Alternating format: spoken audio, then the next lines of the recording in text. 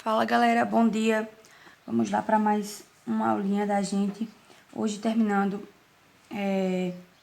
a parte 2 da nossa primeira lei da termodinâmica, tá? Então hoje a gente vai ver um pouquinho sobre transformação cíclica. O que seria uma transformação cíclica? Uma transformação cíclica é aquele tipo de transformação em que um gás, após passar por um conjunto de transformações, ele retorna ao seu estado inicial, tá? Então, ele passa por diversas transformações, só que ele retorna ao estado inicial do seu gás. Ou seja, o estado inicial do gás vai ser igual ao estado final desse nosso gás.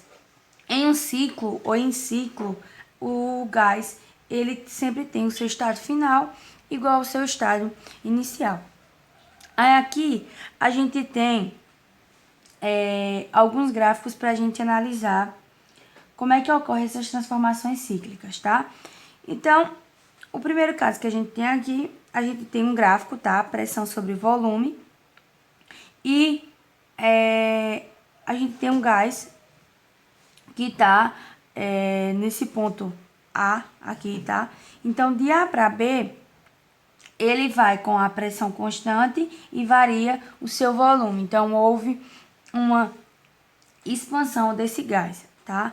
Então, de A para B, ele realizou uma transformação isobárica e chegou em B se expandiu, o gás se expandiu, tá? De B para C, ele realizou uma expansão isocórica, tá? Isobárica, a gente viu aqui que é a pressão constante, tá? E variou o nosso volume. Aqui, de B para C, ele realizou uma transformação isocórica, ou seja, o volume se manteve constante e houve uma variação dessa nossa pressão. Então, nessa primeira parte, ele realizou um trabalho, tá? A gente pode chamar esse trabalho de trabalho 1, que foi o trabalho que ele realizou na primeira parte desse nosso ciclo, ok? Lembrando que nas transformações cíclicas sempre vai ocorrer a conversão de calor em trabalho ou a conversão do trabalho em calor. Aí vamos analisar o que diz o nosso segundo gráfico. No segundo gráfico é quando o nosso gás ele começa a retornar para as condições iniciais. Por qual razão? Eu falei que sempre uma transformação cíclica, o gás ele vai retornar para o seu estado inicial. Então, ele sofreu uma expansão, tá? Ele estava a uma certa pressão, um certo volume. Sofreu uma expansão, tá? Aumentou o seu volume, a pressão constante, depois, ou seja, passou por uma transformação isobárica e depois ele passou por uma transformação isocórica, o volume constante diminuiu sua pressão. Analisando esse segundo gráficozinho aqui, a gente tem o seguinte, ele estava no estado C, tá? A uma certa pressão e a um certo volume. E ele vai ter que retornar para o seu estado inicial. Então, houve uma variação no volume aqui, tá? Então, mais uma vez, ele sofreu uma transformação isobárica a uma pressão constante. Diferença. Aqui, ele sofre uma expansão. De A para B, sofreu uma expansão. De C para D, houve uma compressão desse nosso gás. De B para C, a pressão diminuiu. Só que como ela tem que retornar para o estado inicial, de D para A, a nossa pressão aumentou. Então, aqui, no último gráficozinho, a gente tem como analisar o que aconteceu nessa nossa transformação cíclica. A gente vê que o nosso gás, ele passou por diversas transformações, sofreu uma expansão, tá? Passou por uma transformação isobárica, sofreu uma expansão. Passou por uma transformação isocórica, diminuiu sua pressão. Depois ele começou a voltar para o estado inicial dele. Então ele sofreu novamente uma expansão isobárica, uma compressão isobárica, ou seja, pressão constante, diminuiu seu volume e mais uma vez passou por uma transformação isocórica e aumentou sua pressão e retornou para o nosso estado inicial. Então, analisando o trabalho, tá? Então, na primeira parte do nosso ciclo, a gente teve um trabalho 1. Na segunda parte do nosso ciclo, a gente teve um trabalho 2. Então, o trabalho total nessa nossa transformação vai ser a soma dos trabalhos em cada partezinha do nosso ciclo, ok? A mesma coisa vai acontecer com o nosso calor, tá? Então, a gente vai analisar a quantidade de calor de A para B, de B para C, de C para D e de D para A. E o nosso calor total vai ser a soma dos calores em cada do calor em cada transformação, ok?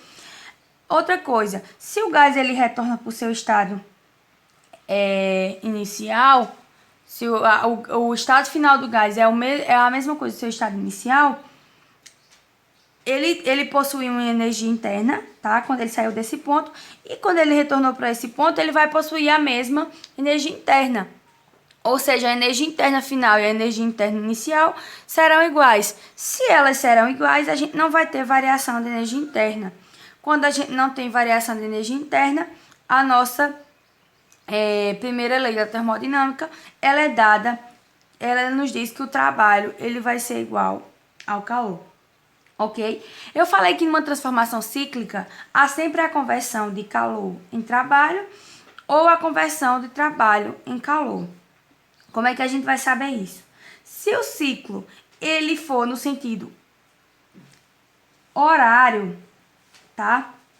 A gente vai ter calor sendo transformado em trabalho, ok? Então, se ele for no sentido horário, como está acontecendo nesse nosso exemplo aqui, a gente tem um calor transformado em trabalho.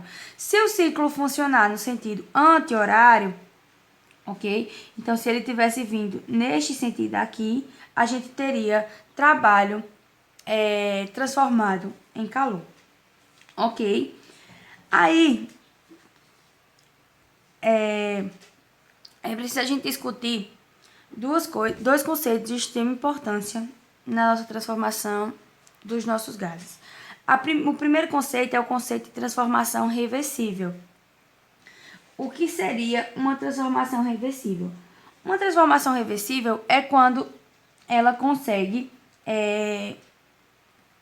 o gás consegue trabalhar nos dois sentidos. Ou seja, a gente consegue transformar calor em trabalho e consegue transformar trabalho em calor, tá? E o gás sempre retorna ao seu estado inicial. Então, quando o gás sempre retorna ao seu estado inicial, a gente tem uma transformação reversível. Quando o gás ele não retorna ao seu estado inicial, a gente tem uma transformação irreversível, tá? Então, é quando a inversa de um gás, ela só é possível se efetuar como parte de um processo muito mais complexo. No nosso caso, do nosso gás, se a gente colocar uma grande pressão, o gás ele não vai ser reversível. Só que se o processo for lento, tá? Então, se ocorrer uma uniformização com o meio exterior e se o processo de pressão, volume e temperatura forem processos lentos, essa transformação ela vai ser irreversível. Ela vai ser reversível, ok? Sim, e se essa transformação ela for reversível, a gente diz que é um processo do nosso gás, a gente diz que esse processo é um processo quase estático, porque ele vai acontecer muito lentamente. Então, é isso que a gente tem. Transformação reversível é uma transformação em que o gás ele efetua sua inversa e ele transforma tanto calor em trabalho quanto trabalho em calor e ele consegue retornar ao seu estado inicial.